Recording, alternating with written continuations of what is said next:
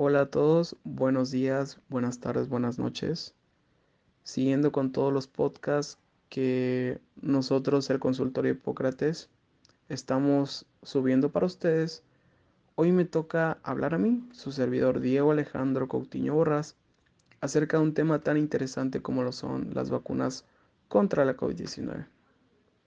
Cabe recalcar que la Real Academia Española considera correcto decir la COVID o el COVID-19 y que pues es importante recalcar para evitar confusiones. Las vacunas son uno de los mayores logros en la historia de la ciencia y la medicina.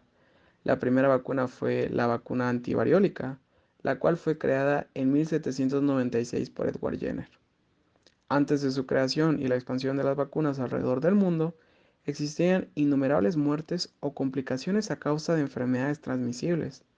Un ejemplo de ello es la pandemia de gripe en la época de 1918, que mató aproximadamente a 50 millones de personas en todo el mundo. ¡Wow! Es una cifra enorme.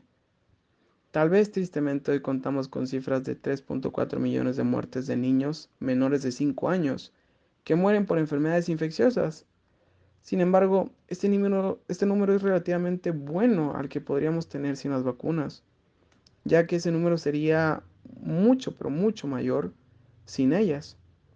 De hecho, según la Organización Mundial de la Salud, se estima que las inmunizaciones salvan de 2 a 3 millones de personas cada año de enfermedades prevenibles con vacunas, como por ejemplo las vacunas contra el sarampión, la tosferina, la influenza, y en este caso especial que se ha creado una nueva vacuna para una nueva enfermedad, la vacuna contra el COVID-19.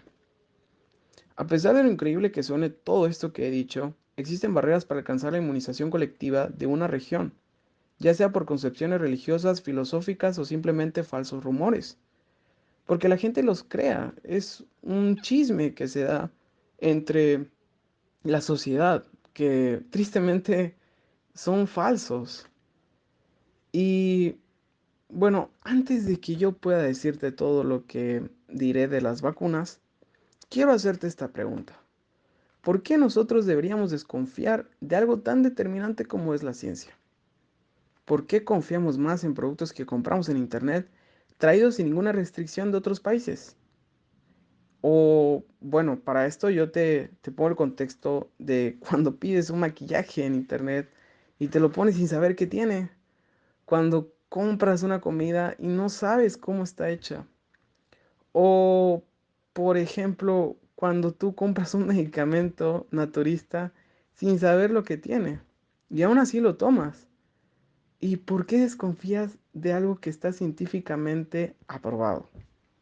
Bueno, eso te lo dejo a tu criterio. La siguiente pregunta es, ¿por qué creemos en los remedios que algún familiar nos dijo sin reconocer lo que implica aquel remedio? En palabras muy simples, ¿por qué perdimos la confianza en la ciencia? Y yo te diré una respuesta sencilla. Es por la falta de información y educación.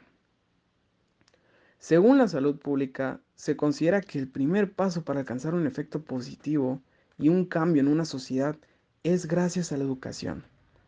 Y es por ello que el consultorio de Hipócrates ha traído este podcast para ti, para efecto de informarte y hablar de mitos de la vacunación, que este círculo vicioso acabe.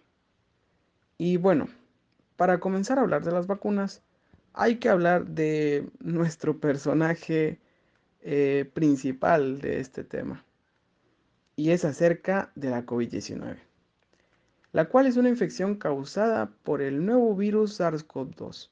Este virus, el SARS-CoV-2, es un coronavirus beta, similar a los virus que causan el SARS. El SARS se refiere a síndrome respiratorio agudo severo y el MERS, síndrome respiratorio de Oriente Medio. Los coronavirus no son para nada nuevos. Llevan muchísimo tiempo en nuestro mundo y se han identificado una población, escucha bien la cifra, desde finales de la década de 1960. ¡Wow! Son más antiguos que nosotros. Y pues estos causan síntomas leves similares a los resfriados comunes. De las 7 especies de virus conocidas, 4 infectan el tracto respiratorio superior y causan síntomas leves. mientras que 3 están asociadas con el tracto respiratorio inferior, causando enfermedades graves, incluidos el SARS-CoV, el MERS-CoV y ahora no, el que no debe de faltar y es el SARS-CoV-2, que es el que provoca la reciente enfermedad contra la COVID-19. Al igual que otros coronavirus, el SARS-CoV-2 es un virus de ARN, es decir, que contiene bases diferentes a las del ADN. Y es una cadena monocatenaria en un sentido que es dextrógiro, que su cadena se orienta con una vuelta hacia la derecha en dirección a sus pares de bases. Además está envuelto con un genoma no segmentado de aproximadamente 30 kilobases de tamaño. Este genoma viral, me refiero a la secuencia del ADN que codifica las 16 proteínas no estructurales necesarias para la replicación y la patogénesis del virus, se han identificado 4 proteínas que producen los efectos de este virus, los cuales incluyen la glicoproteína de la envoltura, la de la membrana, la nucleocápside y la espiga. Estos son importantes para las características fenotípicas del virus y para la respuesta a las vacunas. Además, se han encontrado otros 9 factores accesorios estructurales que codifican la proteína accesoria que se intercalan entre los genes estructurales de nuestras células del cuerpo y producen modificaciones patológicas a ellas. Y pues bueno, dirás, Diego, no recuerdo nada de lo que hiciste. No te preocupes, no te preocupes, que lo importante es lo que irá a continuación. Primero, antes de todo esto, quiero hacerte esta pregunta. Eh, ¿Y para qué sirven, o bueno, qué hacen las vacunas? ¿Y por qué me has dicho todo esto, Diego? Es sencillo. Las vacunas para este virus nos sirven para enseñar a nuestro sistema inmunitario a dar una respuesta rápida y eficaz frente al patógeno. Y no solo para esta vacuna, sino para todos los tipos de vacunas es el mismo propósito. Las vacunas que últimamente los científicos han creado es un mecanismo que reemplaza al antiguo mecanismo de las vacunas, el que anteriormente concebía a un preparado biológico que contuviera al patógeno de una forma atenuada. Sin embargo, los avances permitieron crear vacunas de ARN mensajero. Estas vacunas son nuevas y tienen un mecanismo muy diferente a las anteriores. Estas producen una proteína específica para el reconocimiento de este virus. Y para nuestro querido SARS-CoV-2, la famosa es la proteína S. Esta proteína S funciona como un antígeno, es decir, este es uno de los receptores inmunitarios. Mediante esta acción, permite reconocer al patógeno y producir una respuesta de anticuerpos para atacar este virus. En ningún momento el virus se introduce y cambia nuestra secuencia genética. Este solo ayuda a nuestras células de nuestro cuerpo a reconocer el virus. Para efecto, este es el mecanismo de las vacunas.